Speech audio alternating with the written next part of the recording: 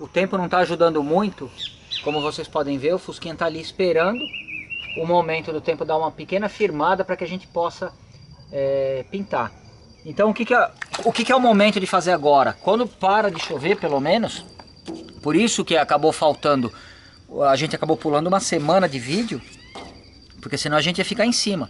E o que aconteceu na outra semana, há 15 dias atrás, pode ser que aconteça novamente se o tempo acabar ou se a gente tiver algum imprevisto. Isso daqui não é uma novela pronta, tá? A gente vai fazendo com 10 dias de antecedência, mais ou menos, e a gente está numa fase crítica, que a gente depende diretamente do clima para que a gente consiga um bom acabamento. Então, por mais que eu tenha assumido um compromisso com vocês de postar os vídeos todo domingo às 7 horas da noite, eventualmente eu vou postar um vídeo, mas não vai ser o do Fusquinha do Thiago, mas vocês podem ficar sossegados que tá tudo dentro do orçamento, tá dentro do que a gente pode fazer. Eu tô dando prioridade máxima para esse projeto, mas se o clima não colaborar, eu não vou poder queimar a etapa simplesmente para postar alguma porcaria qualquer que seja para vocês, tá bom? Então o que eu vou fazer agora? Tanto na tampa do motor, no capô, eu vou lixar todas as peças com a 320 para a gente poder começar a pintura, tá bom?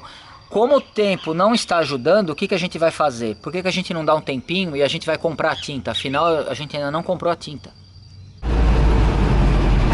Bom, a gente está indo buscar as tintas para pintar o Fusquinha do Thiago. Eu estou indo lá na Vargem Cola no meu amigo Kleber, que já preparou várias tintas para mim. E principalmente a mais lembrada de todas é quando a gente pintou o nosso Fusquinha 72.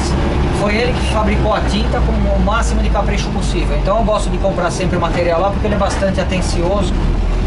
Ele tem muito critério no momento, se você for fazer um retoque, de encontrar a tonalidade certa para que não dê diferença nas cores. Sem dúvida é um local que eu recomendo. Se você está mesmo em São Paulo, vale a pena. A loja dele fica na rua Montevidéu, aqui em Vargem Grande Paulista. Só você pegar a Raposo Tavares em meia hora, você tá lá. Então a gente já tá quase chegando.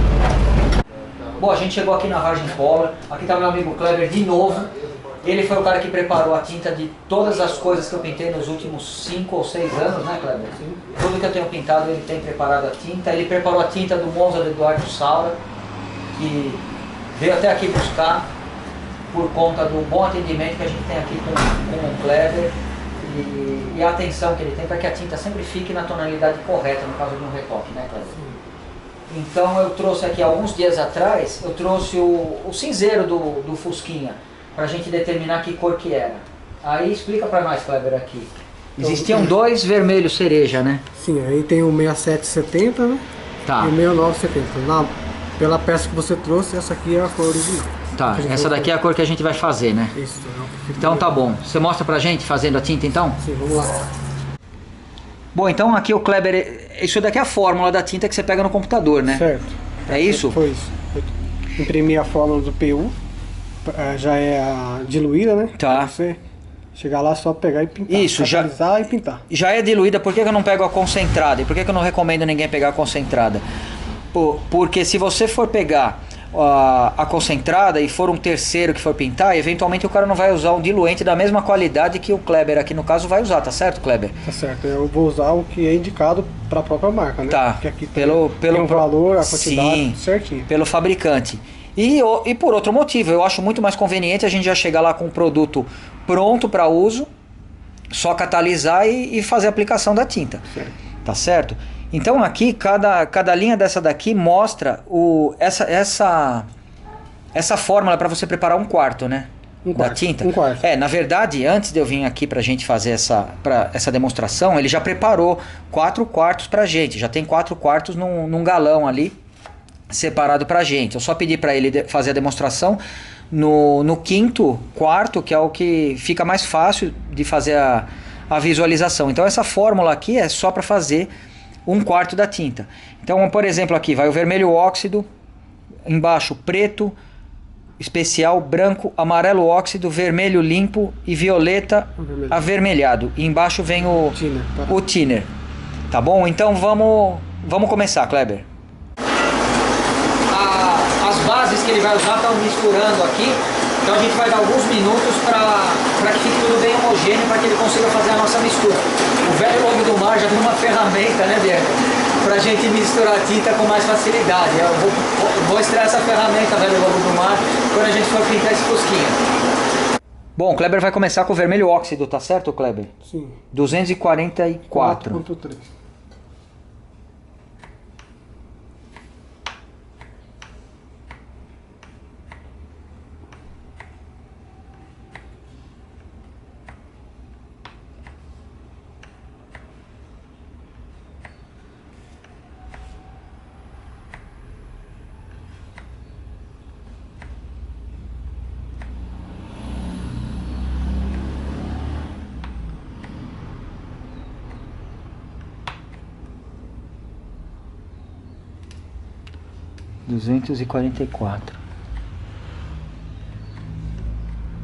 Nossa, só uma gota.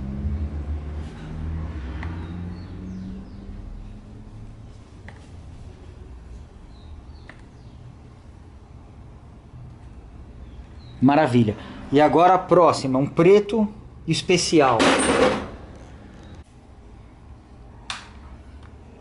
É pouquinho, é 3.8 só.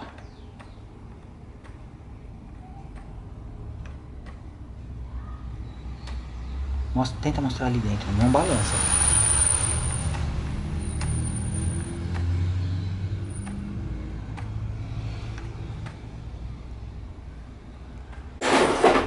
Pronto, mostra aqui dentro.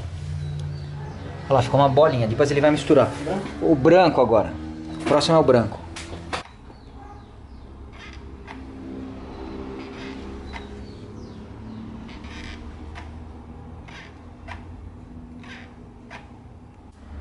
Agora é o amarelo óxido, 67.5.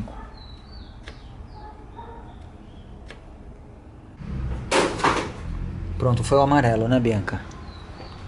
Vê se lá dentro aparece. Tudo não misturou ainda. Olha, esse é o mais bonito de todos.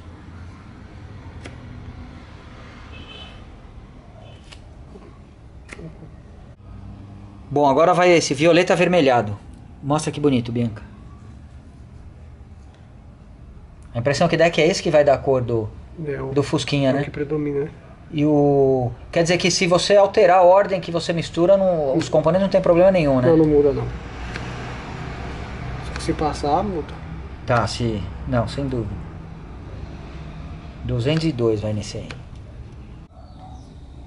Pronto, agora ele acabou de colocar o violeta. Deu a dose certinha, agora ele vai colocar... O ativador aí. 130 do diluente.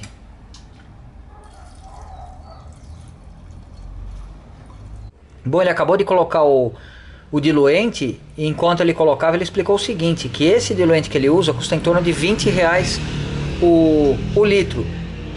Por isso que é importante você tentar já pegar a tinta pronta de um lugar de confiança, igual aqui na Vargem Color, porque ele não vai usar um thinner de limpeza, uma outra porcaria qualquer, que na verdade você no visual você não vai conseguir identificar nunca.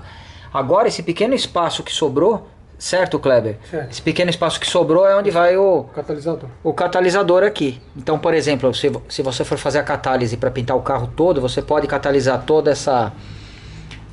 esse quarto aqui com um tubinho daquele ali, e o espaço aqui vai ser o suficiente. Agora ele vai misturar e a Bianca vai conseguir mostrar. Essa é a parte que a gente está mais interessado. Põe ele aqui, Kleber, por favor.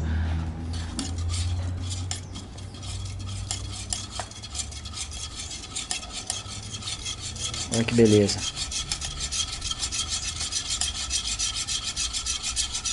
No vídeo não vai aparecer, mas a gente que está olhando aqui ao vivo, a gente percebe mudar sutilmente a tonalidade de acordo com os movimentos que ele vai fazendo.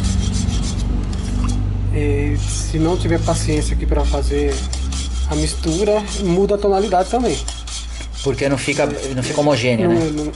Não mistura. Então tem que ter 5 minutos, até mais, batendo aqui até chegar na cor. Tá. E eu vou ter que misturar muito lá? Misturar, vai ficar um tempo parado a tinta lá, e quando você chegar lá você vai misturar aí tá. 10 a 15 minutos lá até Nossa. você achar que tá legal. Tá bom. o pigmento vai descer, ela vai ficar paradinha lá, você vai ficar até a cor. Não é igual fundo, né? Que é só você dar uma misturada, dilui ali, só que tem que misturar bem. Bem, vai mudar a tonalidade da cor lá. Tá bom. Beleza? Aí quer mostrar o time aqui, ó. Ó, o diluente que o Kleber tá usando é esse daqui, tanto que ele não vem nem como diluente, ele não vem como thinner nem nada, ele vem como um ativador a alta temperatura. Então, sem dúvida, é uma coisa bem diferenciada para dar o máximo de qualidade aí no acabamento da pintura. Quando eu pintei o meu Fusquinha, a gente passou pelo mesmo processo, eu assisti, infelizmente ainda não tinha os vídeos no YouTube aí que a gente pudesse ter registrado isso. Bom, então a tinta está aqui, essa aqui ele já tinha preparado previamente, essa daqui foi a que a gente acompanhou a preparação. Os catalisadores para a gente fazer a catálise da tinta no momento da pintura. Eu vou separar mais algum material de pintura e de acabamento aí depois, e que vocês vão ver quando a gente chegar em casa. Eu quero agradecer de novo o Kleber aqui da Vargem Color e todo o pessoal que atende a gente aqui muito bem. E sem dúvida, se vocês estão em São Paulo, Grande São Paulo, na região oeste, vale a pena você vir aqui. Rua Montevidéu. Rua Montevidéu, número 35, Jardim Madalena, Vargem Grande. Jardim Madalena. É no centro de Vargem Grande, quando chega no supermercado São Roque, basta você subir a rua do supermercado ali, já Montevidéu é uma das travessas ali para cima, é bastante simples. Kleber, muito obrigado. E até a próxima ratoeira que a gente for pintar. Até mais. Bom, o material que o Kleber forneceu pra gente está aqui. Então, para que você tenha uma ideia da quantidade, eu estou aqui com 5 quartos, ou seja, aproximadamente 5 litros do PU já diluído, pelos motivos que ele acabou explicando lá. Tá? Eu não vou ficar tendo trabalho de diluir, de acabar induzindo mais uma possibilidade de erro. Tá? Então essa daqui ele já tinha preparado antes. Aqui a gente tem aquele quarto que ele preparou. Aqui a gente tem catalisador, 2 diluentes para limpar a pistola, algumas peneirinhas para filtrar a tinta, porque agora vai ser uma parte muito mais crítica do que o fundo que você está sempre lixando. Um baldinho de mistura que vai facilitar bastante o serviço da gente, uma reguinha de mistura também, tá legal? Então a gente está praticamente com tudo pronto para começar a pintura. Se o tempo colaborar, o clima, a gente vai conseguir começar a pintura. Bom, entre o tempo que a gente tinha começado a lixar, a gente ia até a Vargem Color buscar as tintas, eu aproveitei a manhã bem cedo, que não estava chovendo, e consegui lixar os 4 paralamas, a tampa do motor e o capô do porta-mala. Tá? Então a gente está com tudo lixado. Que lixa que eu usei? Eu usei uma lixa 320 para lixar tudo. Tonela, mas você vai jogar a tinta em cima da 320? Sim, por vários motivos. O primeiro, eu usei 1/4 da lixa para lixar todas essas peças, simplesmente para deixar a superfície lisa. Segundo ponto, antigamente quando você pintava com duco, você tinha que usar a lixa 600, porque o duco ele não tem um poder de preenchimento da mesma forma que o PU. Então você precisava ter a superfície absolutamente lisa, porque a pessoa às vezes até diluía o duco um pouco a mais. Então você poderia ver marcas de uma lixa até mesmo 400. Então era necessário você deixar a superfície o mais perfeita possível. No caso do PU, o PU ele é muito denso e muito pesado, então ele vai conseguir preencher as marcas que a lixa 320 deixou, que visualmente você não enxerga e eventualmente você não percebe nem no tato a diferença da 320 para 400 e para 600. Tá? Talvez no visual você perceba um pouco mais de brilho até com a 600 quando você joga água. Mas a questão é que eu finalizo aqui na 320 para criar uma base de aderência para o PU o melhor possível, para que você tenha o máximo de área útil para que o PU consiga se ancorar na superfície do carro. Por outro lado, se você fosse pintar com poliéster, aí sem dúvida eu recomendo que a lixa mínima que você vai aplicar seja 400. O ótimo seria a 600 se você quiser o melhor acabamento possível. Por quê? Porque a base de poliéster ela é absolutamente fina, ela não vai ter poder de cobrir nada. Apesar de depois você vai falar, não, eu vou jogar o verniz PU e o verniz é a mesma coisa que a tinta, Tonela. Sim, o verniz é a mesma coisa que a tinta, ele vai preencher tudo. Só que se você olhar de perto depois, você vai ver a base poliéster dentro de um risquinho que ficou da lixa e você não vai ter o que fazer, tá? Então por que a 320? Eu finalizei na 320, uma 320 gasta, porque a gente vai pintar com PU. Se fosse usar outra tinta, um poliéster, por exemplo, seria uma 400, uma 600, um duco que não se usa mais, a mesma coisa. Um esmalte sintético também, você poderia usar uma 220, uma 320 no máximo, porque ele também tem um bom poder de cobertura, apesar da qualidade não chegar nem perto do que o PU vai proporcionar pra gente. Então eu vou tentar explicar agora que eu vou fazer a pintura desse belo Fusquinha em 2 etapas, que foi a forma que eu entendo que seja a mais racional. Pelas minhas condições, o que acontece? Eu vou acabar pintando esse paralama. Se eu colocar ele no carro, eu vou ter dificuldades para pintar alguns pontos, como por exemplo aqui atrás, que a gente tirou o paralama, aqui na parte de baixo, aqui onde eu estou passando a mão, tá? Então o que eu vou fazer? Com o paralama fora, do jeito que ele tá, eu vou ter condições de girar ele em cima desse banquinho, pintar muito bem essa parte, não importa se a tinta avançar para cá, vou poder virar ele quantas vezes eu quiser, dar um perfeito acabamento aqui na dobra do paralama, ali na parte de baixo também, e eu posso até jogar um pouquinho de tinta aqui, simplesmente para dar uma cor. Aqui a gente tá com uma superfície emborrachada, muito manchada, ela não está bonita, mas simplesmente é uma superfície favorável aí para aderência de uma camada de tinta leve, simplesmente para disfarçar a cor. Então a ideia vou fazer isso nos 4 paralamas, o canto aqui onde vai apoiado na carroceria do Fusquinha, e aqui na dobra dos 4 paralamas. Isso vai valer para essas 4 peças. Aqui a gente deu um pequeno acabamento, sem muita pretensão de deixar uma superfície perfeita, porque mesmo originalmente a pintura aqui não é perfeita, ela não é polida, foi simplesmente aplicada uma tinta original de fábrica e deixada aí. Aqui, além disso, a gente já tem a tinta do retoque, do momento que o carro passou por uma repintura. Então o que eu vou fazer aqui? Eu vou pintar da melhor forma que eu puder essa borda da tampa do motor. Vou caprichar muito aqui, tá? Desse lado aqui eu vou pintar aqui, porque essa parte vai ficar escondida embaixo daquela grade de entrada de ar que fica embaixo do vidro traseiro, tá? Então eu vou jogar a tinta bem caprichado daqui pra cá, até mais ou menos aqui. Vou fazer todo o contorno aqui da tampa do motor e vou deixar secar, não vou pintar aqui em cima. E por quê? Por um motivo simples, da mesma forma que os paralamas, o mesmo procedimento que eu estou fazendo aqui para garantir que o acabamento fique perfeito, eu vou fazer no carro. Então no carro eu vou pintar onde vai preso o paralama, eu vou pintar aqui a parte de baixo da gradinha, onde com a tampa fechada a gente não vai ter acesso à gradinha.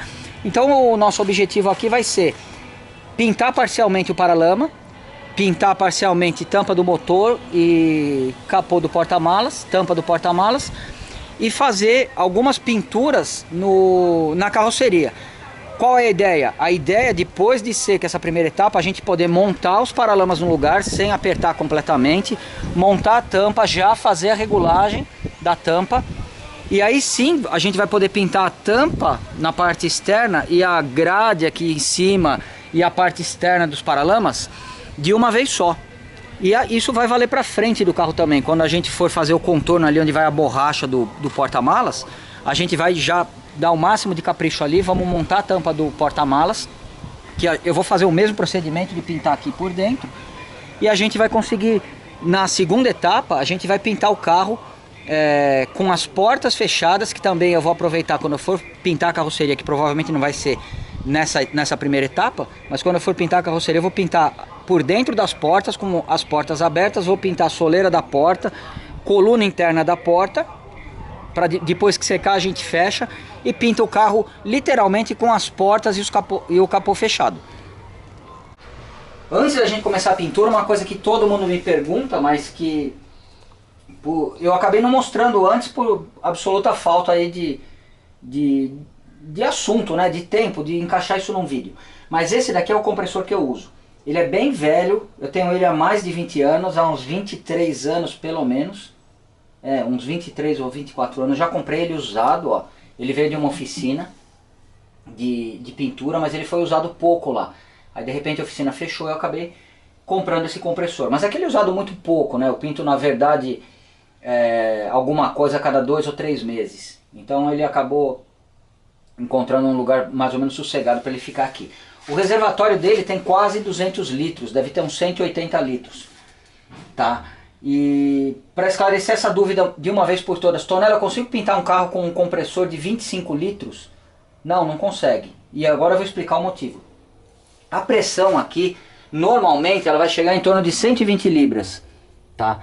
Quando o compressor atingir 120 libras, o automático, que é essa peça aqui, vai desligar o motor. Por quê? Porque não faz sentido você manter uma pressão maior do que essa.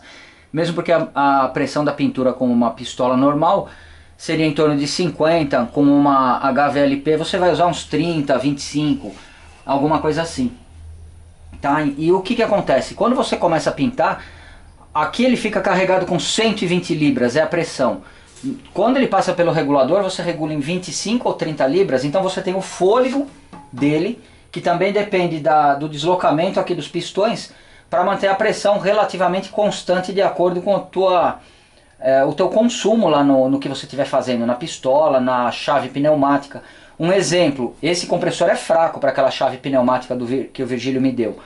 Eu consigo usar a chave tipo 30 segundos, eu tenho que esperar uns 2 minutos para ele subir a pressão de novo. Por quê? Porque ele usa 90 libras, então é praticamente a pressão que está aqui dentro é que vai para a pneumática. Tá? Então eu consigo, na verdade, dar 2 sprints com a pneumática ali, se não soltar eu preciso esperar. Tá? Então para a pneumática, por exemplo, ele é pequeno. Para pintura ele é aceitável, poderia ser um pouco maior se fosse uma coisa usada diariamente, sem dúvida nenhuma.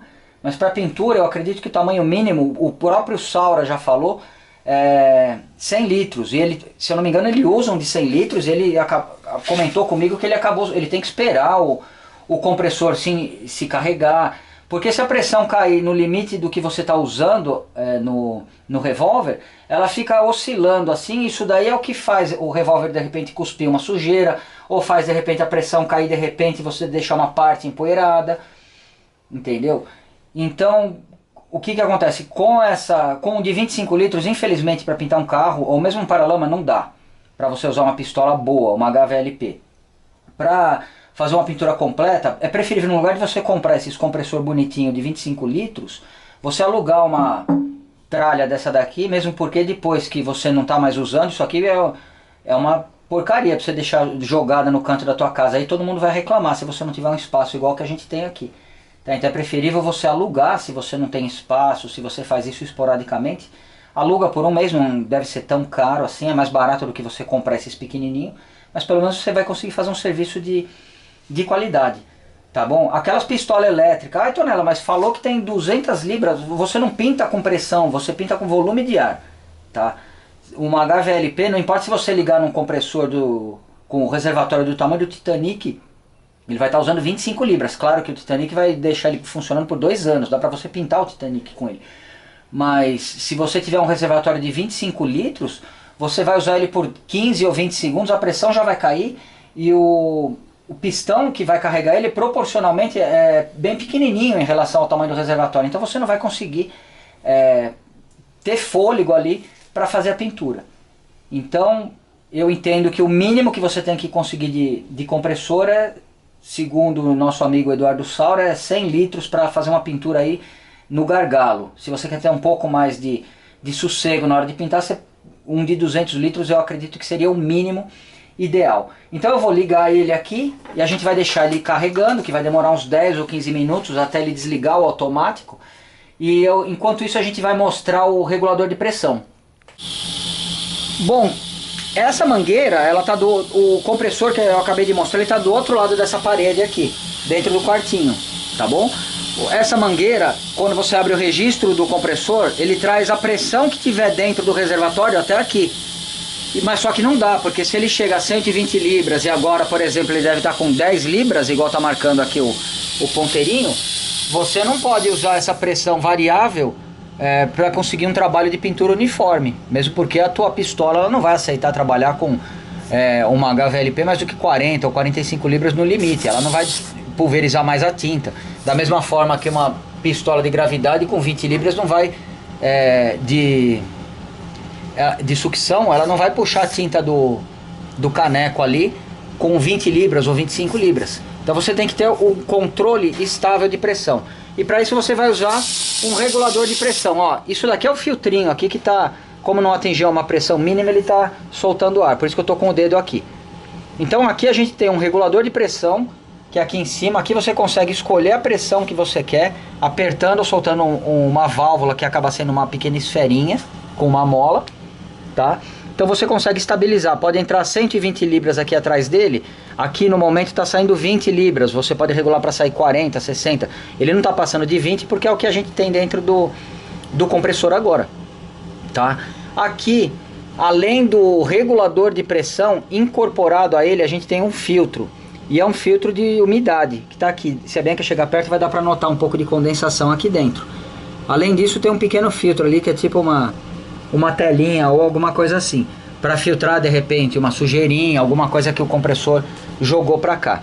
Então, com o tempo, essa parte aqui, se você pegar um dia relativamente úmido, ele vai enchendo de água, porque a pressão vai pressurizando o ar atmosférico e isso daqui acaba sendo uma armadilha para ficar toda a umidade. Então isso daqui, agora ele já parou de soltar o ar. Isso daqui, quando a pressão cai abaixo de um determinado nível, ele abre uma pequena válvula que tem aqui e a água vai embora, a água vaza tudo aqui para baixo, tá? Existe um que tem um controle manual, existe esse daqui que ele é automático. Toda vez que você desliga, que a pressão cai, ele acaba se limpando aqui para não ficar um excesso de umidade aqui que possa prejudicar a tua pintura. Então essa pecinha, na época eu acho que eu paguei 80 ou 100 reais, é a mais simples possível, tá? Existem 1000 vezes melhores do que essa. Existe um filtro duplo, existe um relógio maior, existe um regulador mais preciso. Mas por incrível que pareça, essa daqui me atende muito bem. Aí ela tem duas saídas, uma para um lado, outra para o outro. Aqui você faz o que você quiser. Coloca uma conexão com uma mangueira, vai para a pistola de pintura, por exemplo. Aqui você pode usar um para calibrar pneu, enfim, ou para ter um outro desvio para fazer algum outro tipo de serviço. Mas o limite aqui, talvez isso daqui seja um dos fatores limitadores para o uso da pneumática, é que essa pecinha aqui, eu acho que ela é muito pequena. As passagens de ar aqui são menores do que as que o compressor traz até aqui e menores do que a pneumática recebe ali. Então talvez aqui esteja o gargalo do funcionamento ideal da pneumática com aquele compressor. Então vale a pena você considerar isso quando você estiver dimensionando o que você vai usar aí, para de repente falar, pô, mas o meu compressor ele deveria tocar a pneumática, não está tocando. Por quê? Às vezes o regulador é muito pequeno, igual o nosso. Não tenho certeza se é isso, o fato da pneumática não funcionar direito, tá? É só uma possibilidade. E aqui a gente regula a pressão. Então agora a gente vai preparar as peças e começar a fazer a pintura. Bom, então a gente vai começar preparando a tinta. Eu vou começar pela latinha que ele preparou por último. Por quê? Porque por mais competente que ele seja, por mais que ele tenha usado a fórmula exata, pode existir uma variação absolutamente mínima dessa lata para os outros 4 quartos que ele fez todos de uma vez, tá bom? Então se você está numa situação dessa, você tem 5 quartos, o que é bacana você fazer? É bacana, se você for fazer uma pintura de uma vez só, misturar toda a tinta, não catalisar tudo, para ter uma cor só, tá? O que não é o caso aqui. Absolutamente, eu tenho certeza absoluta que essa cor tá igual a outra. Mas a questão é que eventualmente você vai ter uma tinta que já sobrou aí na sua casa, você vai comprar mais um outro quarto. Então o que acontece? Vamos supor que essa tenha sido a tinta que sobrou de uma outra pintura. Então você vai fazer os cantinhos, as partes que não vão aparecer, que vão ficar escondidas, e você vai usar a tinta que está toda diluída da mesma forma para fazer a pintura da parte externa do carro, tá bom? Se a gente tivesse um problema de cor aqui, o que não vai ser o caso porque foi o Kleber que preparou as duas, mas ele não teria problema nenhum em acertar a cor pra gente. Mas às vezes isso vai levar um tempo, num outro caso, não nesse, né? Mas se você às vezes dá uma vacilada, vai levar tempo e você vai acabar gastando tempo na repintura, um pouco mais de material. Então é por isso que a gente vai usar essa latinha menor para fazer os cantinhos. Aqui o Momento Velho Lobo do Mar, tá? Eu espero que esteja certo o que ele me ensinou. que é assim para não cair muita tinta aqui em volta e sujar, tá? Então quando eu for colocar dentro desse copinho aqui, isso aqui é um copinho graduado que, se você usar a escala de 5 para 1, no primeiro risquinho aqui você coloca a quantidade de tinta que você quiser, e aqui depois você completa com o catalisador até o 1 que está do lado. E você vai fazendo isso no 2, por exemplo, no 3, dá para perceber que quanto mais sobe a escala, mais a proporção fica distante, porque você precisa colocar a quantidade de catalisador acaba sendo maior. Tá, então você pode usar um copinho desse bastante conveniente, peguei lá no Kleber, uma régua de catálise igual essa daqui, que é bastante útil também. Ela tem as mesmas marcas que o copinho, mas você pode usar em qualquer lugar, em qualquer lata. Então você vai na escala de 5 para 1, que é o caso da tinta, coloca a tinta até aqui, coloca o catalisador até aqui. Particularmente eu acho que é mais fácil ver pelo copinho. Tá bom? Agora, Bianca, afasta só um pouquinho. A gente vai usar a técnica de novo, ó, do velho lobo do mar. O Kleber mesmo falou que a tinta tem que ser muito bem misturada para ficar uma coisa homogênea e não dar diferença de cor. Eu estou falando de diferença de cor da mesma lata. Se você começa a pintar e ela não está muito bem misturada, a primeira metade dela provavelmente vai ser de uma cor, a segunda metade talvez seja de uma tonalidade diferente, se algum pigmento mais pesado for lá para o fundo. Então eu vou usar essa bela ferramenta que o velho lobo do mar mandou pra gente, prendi na furadeira e vou misturar por poucos minutos.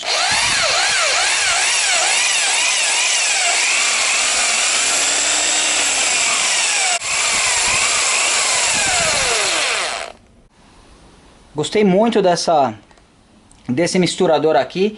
Dá pra perceber que mesmo que a gente vai ficar o dia inteiro agitando a lata, não vai misturar com a mesma eficiência que essa ferramenta aqui. Agradeço de novo o velho lobo do mar por ter mandado essa peça aqui pra gente. Bom, eu vou tentar colocar até a marca 2 aqui agora. Tá, que é desse daqui, tá, Bianca? Ó. Pronto. Bem aqui, ó. Isso. Agora eu vou colocar o catalisador até a marca. Até a marca aqui do 2. Espera aí que o negocinho tá meio inclinado aqui. Deixa eu pôr a mão por trás aqui, Bianca. Pronto. Agora eu vou colocar o catalisador até o 2. Pronto. Minha mão tá bem na frente, né? Ó lá. Já chegou no 2 de novo. Então, segundo esse copinho aqui de catálise, ele tá na proporção correta. Agora eu vou misturar com a reguinha, que também poderia ter sido usada para fazer essa pequena conferência. Olha, apesar de eu não vou pintar essa superfície aqui, eu passei de novo a lixa 320, passei a solução desengraxante na minha mão, tá? E em todo o contorno aqui, onde eu tenho certeza que eu vou aplicar tinta. A Bianca vai mostrar aqui, ó. Aqui tem uma mancha bem esquisita de diferença de cores, eu espero que dê pra ver no vídeo. E o que é isso? É o fundo diferente que a gente usou pra fazer aquele acerto. Então aí dá pra ver como que a primeira etapa foi feita aqui, a segunda etapa foi feita aqui, e o serviço, depois que a gente cobrir com a tinta, que não vai ser agora, mas ele vai ficar perfeito. Tá bom? Então agora a gente vai pegar a tinta, depois que eu passei a solução desengraxante. Isso você tem que fazer 1 minuto antes de aplicar a tinta. Não adianta você fazer meia hora antes, porque depois ela pode adquirir alguma sujeira de novo. Pequenos cantinhos onde possa ter aparecido uma massinha ou mesmo até um pedacinho pequeno de chapa, não é crítico, tá bom? O que você não pode é ter uma extensão grande de metal exposto, de alguma parte que já tenha sido crítica, que você tenha feito um controle de ferrugem ali ou de alguma coisa assim. Mas se no momento do lixamento com o taquinho ali você perceber que expôs um pedacinho pequeno de chapa, não tem problema. Bom, a pistola, ao contrário da peça que a gente vai pintar, eu não vou limpar ela agora, porque ela já deveria ter sido limpa da forma que foi limpa pela Bianca no momento que ela pintou a caixa de direção dela. Então depois que você deixou a tinta secar, ela catalisou dentro da pistola, você perdeu a pistola, não adianta você querer limpar. Então eu tenho que ter certeza que a pistola está perfeita, está limpa, porque eu expliquei da mesma forma que eu mostrei para a Bianca como que ela deveria pintar, eu mostrei como que ela deveria limpar, tá? Então agora a gente passa aqui na peneirinha, vou catalisar um pouco por vez, porque se o tempo der uma mudada, de repente eu não vou poder continuar o serviço nas outras peças. Com o tempo assim eu não arriscaria a pintura do carro completo, mas como a gente está fazendo os acabamentos internos ali, eu acredito que se a gente tiver que parar não vai ter problema, a gente vai ficar com o serviço pela metade, mas não vai ser crítico. Vamos lá, leque fechado, 25 libras, aqui é um ajuste fino da pressão, se você achar que ela está excessiva, você pode diminuir, tá? Então a gente vai começar, eu vou começar aqui por baixo, ele tem que estar, é uma peça chata de você fixar, ela tem que estar mais ou menos numa posição que não vai te atrapalhar, tá? Então ó, eu não estou praticamente desperdiçando material, eu estou bem próximo, eu estou só dando uma cor para a peça, eu não vou precisar carregar, eu não vou precisar dar uma demão cruzada aqui. Aqui é simplesmente para a gente poder montar ela no carro e fazer a pintura de verdade. Pô, Tonela, tá voando tudo aqui, isso não vai ter problema nenhum. Você, na verdade, se não existir sujeira em cima disso, apesar de ele ter ficado bastante áspero, você não precisa nem lixar na hora de fazer a pintura de verdade, como se fosse um retoque.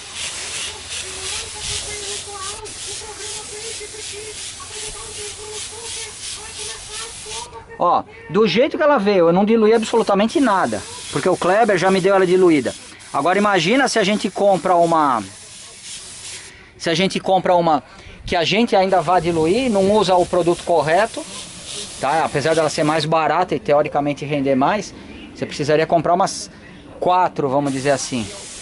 E teoricamente render mais, você acabaria tendo problemas aí se você fizesse uma diluição muito maior do que o indicado. Tá? Então eu vou continuar a pintura aqui, ó, agora aqui na parte de baixo. Um pouquinho mais de pressão.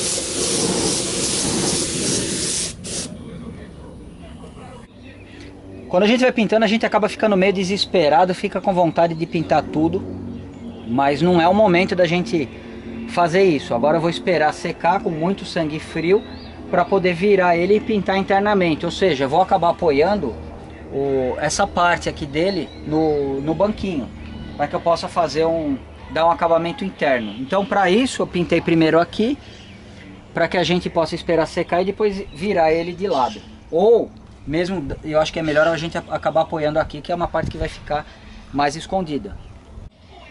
Olha, eu tô passando a mão aqui, já passou mais ou menos uns 20 ou 25 minutos que a gente aplicou. Ao toque ele já tá seco. Eu vou apoiar essa parte aqui no banquinho agora, pelo menos eu vou tentar. Pode até ser que marque, mas aqui não vai ser uma parte crítica aí, porque vai ficar escondida, ela vai ficar marcada de qualquer forma pelo galão ali do acabamento. Essa parte eu tô com muito medo de fazer, porque eu tenho medo que caia tudo, tá? Mas eu faço questão de mostrar, mesmo que caia. Eu ensaiei só na minha imaginação.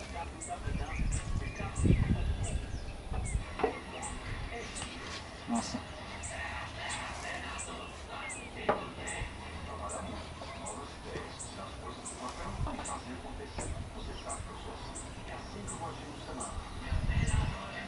Pronto, peraí.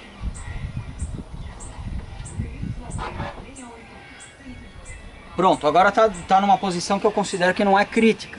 Então agora eu vou conseguir dar a pintura na parte interna aqui para que ele fique já com um bom acabamento. Porque depois que a gente montar ele no carro, eu não vou ficar me preocupando com o acabamento aqui nessa parte interna. Aqui eu tô dando o acabamento por uma questão visual aqui nessa curvinha, porque depois que estiver montado lá não tem como você fazer esse tipo de acesso, tá?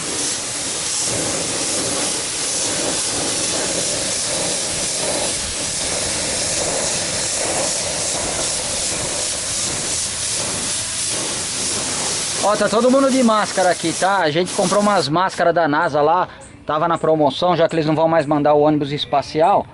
E a gente pagou em 99 cada um, e as máscaras têm microfone, por isso que vocês estão me ouvindo bem, tá?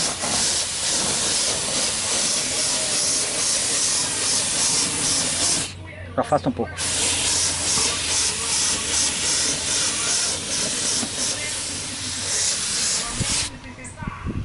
Pera aí, agora eu vou fazer a parte mais crítica, que é a curvinha onde nem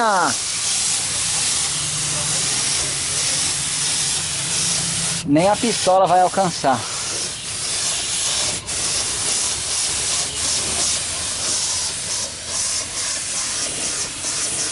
Só como diria um amigo meu, só uma sujadinha aqui para ficar na cor.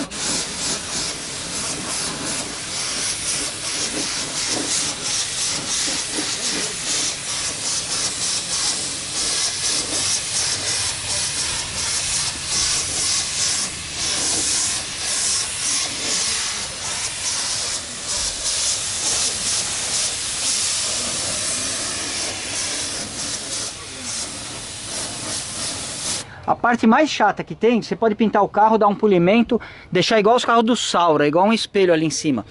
Só que se você não der o devido acabamento aqui, aquele Zé Frizinho na feira, cai uma moeda de 5 centavos, ele abaixa para pegar com a desculpa de olhar o teu carro. E aí ele, ai, não pintaram aqui embaixo. Afasta um pouco.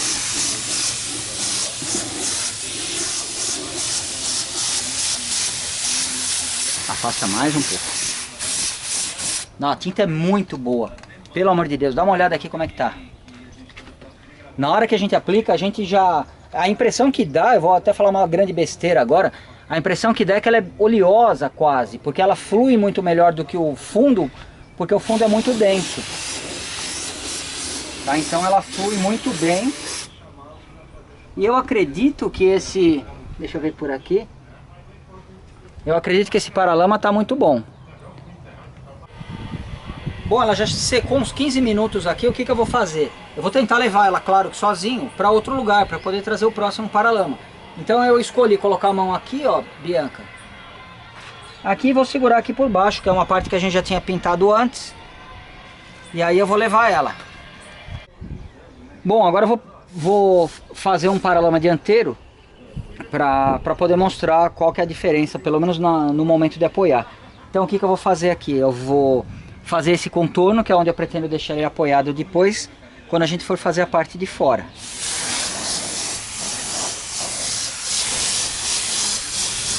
Aqui, ó, você tem que avançar um pouco na curva do paralama. Por quê? Porque em algum momento, quando você tiver com o carro lá, você não vai ter condições de jogar tinta nesse ângulo que eu estou jogando aqui, tá? Então ele precisa estar muito bem coberto, ó, tem pequenos espaços mostrando a chapa direto, o que não representa também nenhum problema grave. Nessa posição fica fácil da gente pintar por dentro, enquanto o outro... Ó, eu inclinei demais e caiu aqui. Tá, infelizmente isso daí é uma coisa que a gente acaba se distraindo e pode acontecer.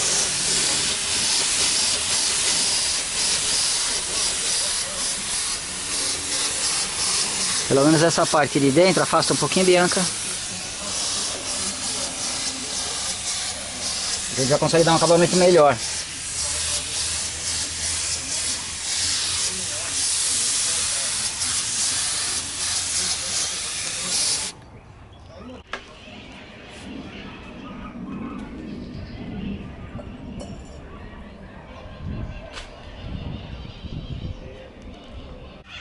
Ó, a Bianca vai mostrar bem mais por baixo isso, Bianca. A curva interna do paralama, vem aqui, mostra desse lado aqui como é que a gente já conseguiu fazer. Por dentro do paralama já está com uma aparência bem mais aceitável em relação ao que estava.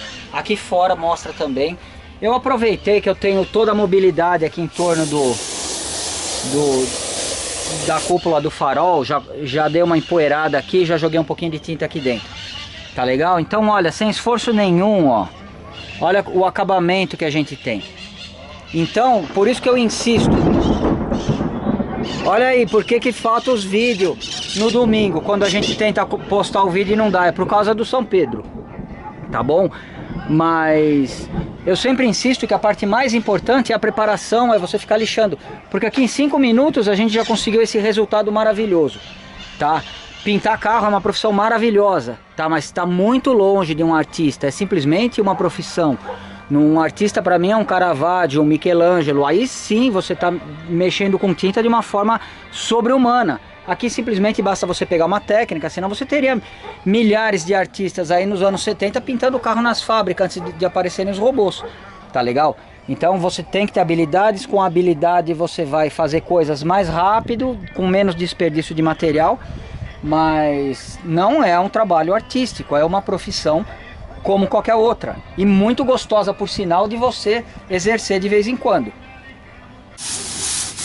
Bom, agora eu virei, consegui aplicar tinta onde a gente não tinha tido acesso, por exemplo aqui, tá? Em toda essa curvatura aqui.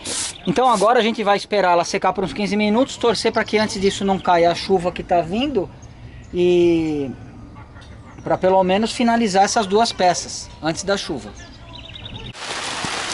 A gente já correu para colocar os 2 paralamas que a gente pintou no coberto para evitar problemas com a chuva. Infelizmente a gente vai ter que parar por aqui e torcer para que a chuva pare o quanto antes, para que a gente possa prosseguir no serviço.